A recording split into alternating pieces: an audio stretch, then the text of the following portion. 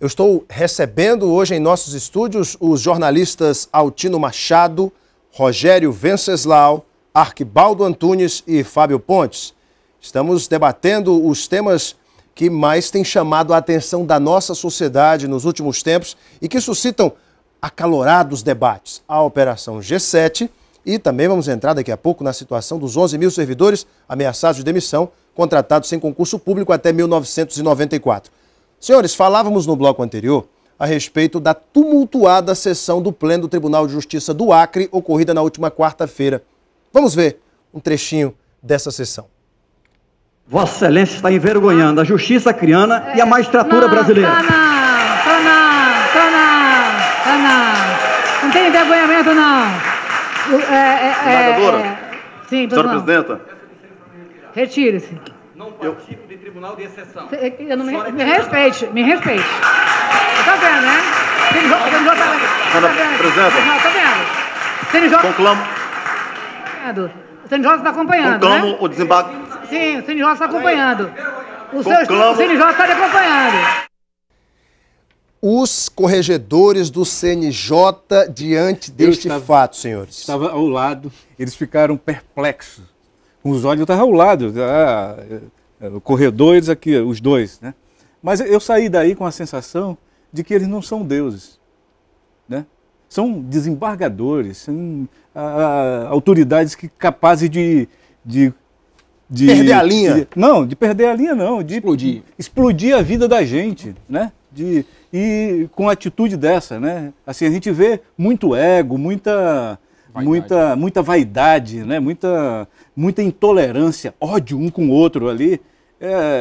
Eu que já conheço um pouco da relação de alguns, não me assombra, mas eu vi muita gente ali presente que ficou perplexo, por exemplo, com essa situação do Dr. Longini levantar, ir lá, apontar o dedo e das revidações que a doutora Cesarinete fazia de pronto a qualquer interferência da doutora Regina ou do Longini, mas a gente que sabe que eles se odeiam, né? Atenua a coisa, mas na verdade, assim, eu saí decepcionado e ao mesmo tempo satisfeito de ver que eles são mortais, eles são gente igual a gente, incorrem em barracos de qualquer esquina, que acontece em qualquer esquina. O Fábio Pontes também estava lá, Fábio, e eu queria que você me dissesse qual foi a sua impressão do fato também. Acho que a impressão é que todo mundo ficou espantado, né? Não esperaria um comportamento vindo daquele da mais alta corte acriana, né? Que é o pleno do tribunal. Acho que faz parte do calor do debate dos magistrados do judiciário. É como o Altino falou, nós temos uma certa imagem deles, mas quando a gente vê lá, está lá, nós vemos que eles também são seres humanos, são homens e mulheres que têm sentimentos, que têm suas paixões e têm suas defesas. Se o Longini tinha uma posição dele, a Cesarinete e a doutora Denise Bonfim tinham as delas. Então, acho que é normal, acho que a gente viu muito isso no julgamento do Mensalão no ano passado, né? Quando os ministros mesmo se pegaram. Muitas vezes nós vimos lá Joaquim Barbosa quase, com Lewandowski, né? Com Lewandowski. Agora, senhores, para quem em casa não entendeu o motivo desse bate-boca, tudo se concentra na questão do cálculo do número de desembargadores necessários para julgar a causa aqui no Estado. No entendimento do doutor Adair Longini e do próprio Ministério Público, os 5 que não se julgaram impedidos ou suspeitos seriam suficientes, porque apenas 10 desembargadores estão hoje efetivamente desempenhando suas funções. Já no entendimento da relatora, desembargadora Cesarinete, e da desembargadora Denise Bonfim, seria necessário pelo menos 6, uma vez que o pleno é composto de 12 desembargadores. Isso com base no artigo 102 da Constituição Federal. Isso é uma questão. O ministro Fux, ao receber a matéria em caráter liminar, concordou com a tese, com o entendimento da Cesarinete. E da Denise Bonfim. Eu quero dizer o seguinte, essa ida do processo para o Supremo Tribunal Federal tem seus critérios jurídicos, né? Uns defendem, outros não. Agora, mais do que tudo, o comportamento dos nossos magistrados, desembargadores, do ponto de vista moral, foi uma demonstração de que esse processo realmente teria que ir para o Supremo. Mas, Alan, a questão, vamos lá. Eu acho que a questão não está restrita à questão do quórum.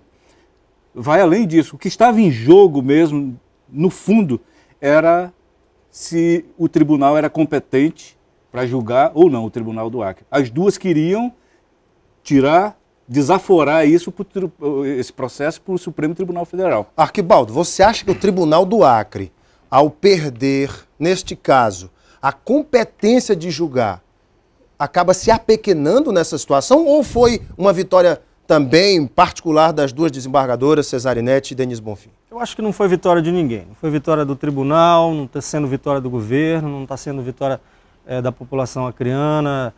Todos nós estamos estarrecidos. Eu lembro que a nota da OAB se referiu a essa sessão como um teatro de despautério, que ali prevaleceu a egolatria, ou seja, o culto ao ego dos desembargadores. Eu acho que, de fato, demonstrou o desequilíbrio. Eu tinha recebido lá na TV Rio Branco para fazer a entrevista os representantes da ASMAC, a Associação dos Magistrados do Estado do Acre, que é o presidente, o juiz Raimundo Nonato e o diretor de comunicação social, Jordano Dourado, que deixaram muito claro, na sua solidariedade prestada à desembargadora Denise Bonfim, que a justiça julga tecnicamente. E essas imagens que foram exibidas, elas mostram o contrário, exatamente o contrário. Esse caso está completamente tomado de paixões de ambos os lados. Então é melhor, na sua opinião, Arquibaldo, subir para o Supremo mesmo, para evitar qualquer tipo depois de comentário. Ah, liberaram os presos, é porque o tribunal tem parte. Você agora, acha que... onde chegou nessa situação, né?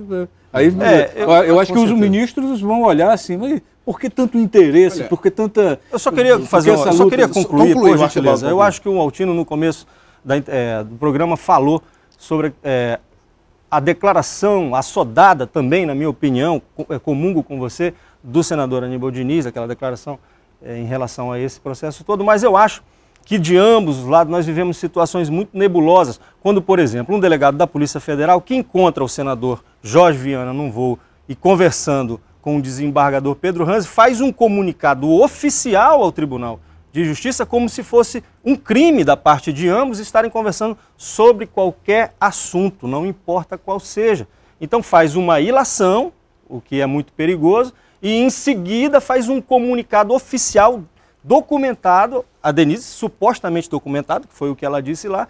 Então eu acho que nós incorremos, nesse momento nós estamos correndo o risco de nos tornarmos um Estado policialesco e ninguém mais tem garantia de que não esteja sendo investigado, que esteja sendo ouvido de forma clandestina, as nossas ligações não estão sendo monitoradas, porque esse fato em si, para mim, demonstra o acirramento das relações. Eu acho importante levantar esse tema, vou passar a bola aqui para o Fábio, porque é o seguinte, o encontro foi por acaso, ambos nós encontramos normalmente as pessoas nos voos, temos apenas 2 voos aqui para Brasília, diários aqui em Rio Branco, então é muito comum, muito natural nos encontrarmos nos voos e nos aviões que vão para Brasília. Ponto. A desembargadora Denise Bonfim também recebeu a visita de políticos da oposição. Sim. E recebeu também do senador Jorge Viana. E eu li a nota de repúdio do senador Jorge Viana, justamente depois dessa utilização da conversa de Jorge Viana com Pedro Ranzi na sessão do Pleno, colocando sob suspeita a atuação do desembargador Pedro Ranzi. E aí, Fábio Pontes, o que você pensa disso? Alan, eu acho que independente de qual fosse o resultado dessa sessão de quarta-feira, o Tribunal do Acre iria ficar impedido de julgar a G7 por conta da liminar do ministro Luiz Fux, impetrada pela PGR, que foi acionada através da procuradora, da desembargadora Denise Bonfim, questionando a competência do Tribunal do Acre de julgar. Então, independente de qual resultado fosse daquela sessão, do Pleno, horas mais tarde, o Supremo decidiu, não, o TJ Acre não pode mais julgar esse caso. Vamos ser nós que vamos julgar agora. Então, eu acho que não precisa ficar, acho que seria desnecessário ficar debatendo, como é que foi a sessão, foi certo, foi errado, porque o ministro Luiz Fux decidiu. Já decidiria normalmente. Com relação ao STF, eu quero fazer aqui uma colocação para a gente tentar enxergar alguma coisa que talvez esteja por trás de tudo isso.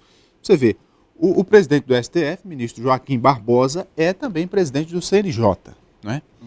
E a gente percebe que há algum tempo atrás, o senador Jorge Viana usou a tribuna do Senado para confrontar o ministro Joaquim Barbosa, presidente do STF. Os tribunais né? foram aprovados. E agora, aí eu pergunto, e pelo próprio julgamento do mensalão que não também? Existe aí, talvez, algum comportamento do ministro ou do próprio CNJ em função desses ataques sofridos? É uma pergunta que eu acho que, eu estava justamente pensando nisso, eu não acredito que as duas desembargadoras tenham feito isso tudo nos últimos dias em relação à questão da suspeição e de envio do processo da Operação G7 ao Supremo Tribunal Federal.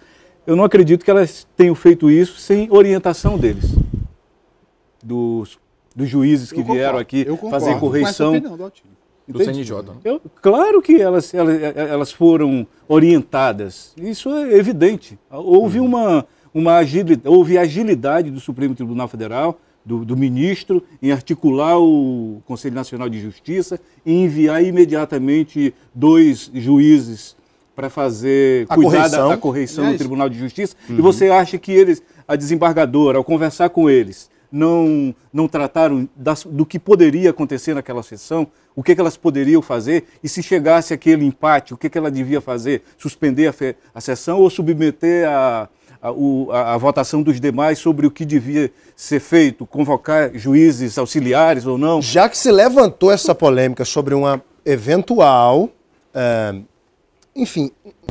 uma eventual postura do CNJ, do próprio Supremo, em virtude dos ataques sofridos pelo seu presidente, ministro Joaquim Barbosa, ataques proferidos pelo senador Jorge Viana, aí eu levanto outro questionamento que muitos analistas políticos à boca pequena fazem.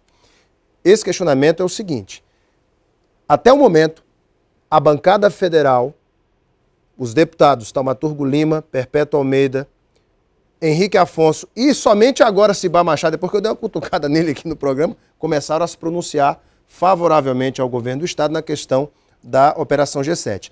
Mas em nenhum momento nós vimos a bancada do PT no Congresso fazendo qualquer menção disso, porque é um ataque proferido, é uma situação complicada que o governo mais longevo do PT no Brasil vem sofrendo. Bem, Alan, mas às vezes é melhor ficar calado. Melhor se calar. Às vezes é melhor calar. Você viu o que o deputado Cibá Machado fez? Fez uma representação, usando aí uma expressão que o Arquibaldo usou muito bem, que vai contribuir para sodar ainda mais esse tumultuado processo. A representação contra a desembargadora Denise. Uma representação contra a desembargadora no CNJ. E nessa representação, ele incorre num erro fatal. Ele diz, a certa altura, ele deixa claro que o governador Tião Viana teria vetado a indicação da desembargadora para a presidência do Tribunal Regional Eleitoral.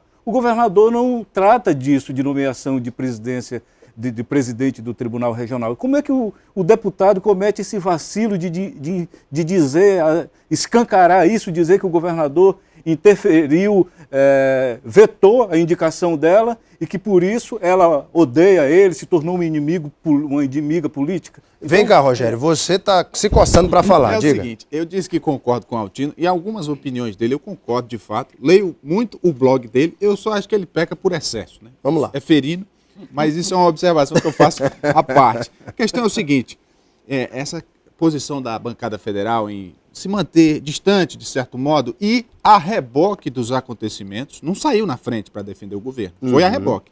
Eu puxo também para a Assembleia Legislativa em alguns aspectos, porque eu cubro a Assembleia todo dia, eu vejo, conheço o trâmite. Os deputados do PCdoB, por exemplo, só o Moisés Diniz, e olha, ele tem feito a defesa principalmente muito tímida, né? E falando mais dos 11 mil servidores. E na Assembleia, a questão é, a oposição é minoria e a bancada governista, de certo modo, fica refém da oposição. Então, existe uma certa deficiência dos governistas em fazer a defesa do governo. Dão um palanque político para a oposição diariamente. Mordem a isca com muita frequência. E eu acho que falta um pouco de articulação da bancada governista na Assembleia para evitar esse desgaste. Essa questão você devia puxar também nesse debate aqui, nessa conversa, essa questão do presídio, né? Sim, vamos falar do presídio, do tatu que você colocou lá. Não, vamos falar disso. Quatro presos em hospital. Não, vamos falar disso. Deixa eu passar a palavra aqui para o Fábio. Essa questão que o Rogério levantou da Assembleia, da atuação da bancada, que apesar de ter uma grande maioria, mas não consegue neutralizar a pequena oposição. Questão com o PCdoB também. Ontem, naquele debate acalorado entre o Rocha, Ney Amorim, Geraldo Pereira, o líder do PCdoB, o Eduardo Farias, ficou calado, né? Ou seja, você percebe um certo distanciamento do PCdoB nessa questão. Arquibaldo, você que também cobre a política, você tem essa mesma impressão ou discorda dos seus colegas? Eu acho que são dois fatores distintos. Um é que é muito fácil, quando o governo vai bem, que goza de popularidade, ser aliado, ser fiel, ser leal. O governo passa por uma crise como essa e acaba detectando mesmo de onde vem, quem são os personagens, os agentes cuja lealdade pode contar. Eu acho também que é uma questão do parlamento estadual. Nós vivemos um problema. Faço ressalvas a alguns deputados que atuam com muita qualidade lá, com muita responsabilidade, com muito compromisso, mas a grande maioria, infelizmente, não representa o povo acreano. Senhores, outro ponto de muita polêmica, e eu espero que os senhores sejam os mais transparentes possível aqui no programa de hoje. Existe a possibilidade de haver alguma interferência do Planalto nessa questão? Rogério Venceslau. Olha, eu acho o seguinte, pelo que eu conheço de política, e eu já faço algum tempo que cubro essa área, tudo é possível. Tudo é possível. Porque a presidenta Dilma não é desinformada sobre o que acontece e principalmente quando se trata de um governo do PT. O mais longevo da história no Brasil. Então, eu acho que se a presidenta Dilma não está recomendando, pelo menos não está, digamos assim, impedindo que nada aconteça. Outra coisa, Alain, é que se a gente fizer uma comparação entre essa operação e aquela que resultou num pedido de cassação e que está lá no Supremo, pedido de cassação contra Jorge Viana, Tião Viana, se a gente comparar aquilo que foi apurado, levantado naquele inquérito, com o que tem hoje, a Operação G7 é uma gota no oceano. Aquilo lá é o iceberg. Você acha que a Polícia Federal não relatou tudo isso? Não teve alguém que foi lá e mostrou, presidente, a situação é essa aqui? Tu acha que isso ficou em sigilo, em segredo de justiça apenas? Eu não acredito. Eu acho que a presidente Dilma tem conhecimento de tudo isso, de todos esses fatos, e isso foi evidente naquela entrevista do superintendente da Polícia Federal, em que ele disse a nós todos, naquele dia na sede da Polícia Federal, que tudo que estava sendo feito, que foi feito e que seria feito ainda, estava sendo observado, acompanhado pela Direção-Geral da Polícia Federal. Ô Arquibaldo, e você? Você acha que o Planalto, a presidente Dilma, ela tem alguma interferência nessa situação, para o bem ou para o mal?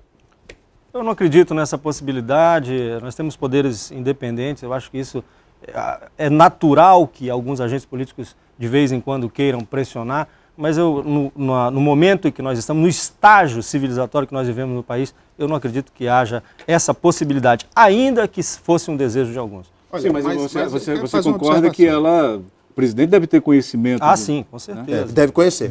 Dos fatos. Vamos analisar a coisa politicamente, né? Todo mundo aqui cobre política, sabe como as coisas funcionam. A ex-senadora Marina está tentando viabilizar a candidatura dela à presidência da República. Sim. Um projeto apoiado pelo Executivo tentava impedir de alguma forma que ela se viabilizasse. O senador Jorge Viana foi um dos que defendeu a senadora Marina, usou a tribuna do Senado. Depois de ter se recusado a assinar a petição de criação da rede, o que ocasionou um sério mal-estar. O sucesso da Marina Silva nas eleições do ano que vem pode ser o fiel da balança para, quem sabe, levar uma eleição para o segundo turno, ou até... né? Esse é o grande ponto, se levanta isso. Dilma não tem o menor interesse em que a rede se viabilize e que Marina tenha seu palanque, porque são 20 milhões de votos em 2010 e fatalmente fazem a diferença na eleição de 2014. Mas, gente, a presidente tem noção de que o apoio do Jorge, do Tião, a Marina, a rede, é um apoio... É um agradinho para assinar uma ficha, isso não é nada demais, não é apoio político. Não é apoio político, né? Eu só lamento, por exemplo, que em momento, você fala assim, em momento que a bancada federal não se manifesta. Eu acho também, eu lamento, por exemplo, que num momento como esse, a Marina ou a rede se cale.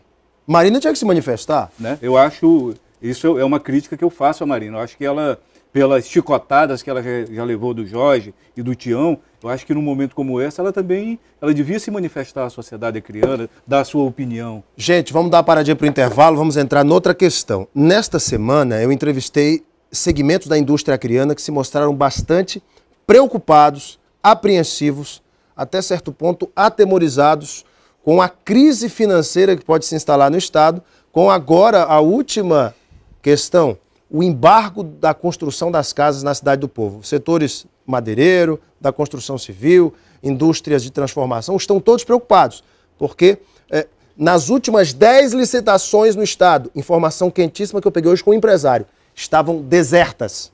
Isso no setor da construção civil. Desertas, as pessoas, os empresários com medo de participar das licitações. Vamos para o intervalo e a gente volta para falar desse tema aqui no debate no Gazeta Entrevista. Até já.